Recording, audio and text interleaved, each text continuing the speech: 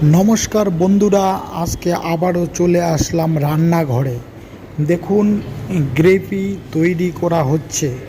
আর এই গ্রেভি তৈরি হচ্ছে চিকেন বাটার মশলা, চিকেন বাটার।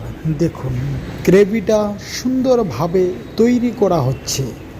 আর অবশ্যই ভিডিওটি like, comment, share, follow, subscribe করতে একদম ভুলবেন না।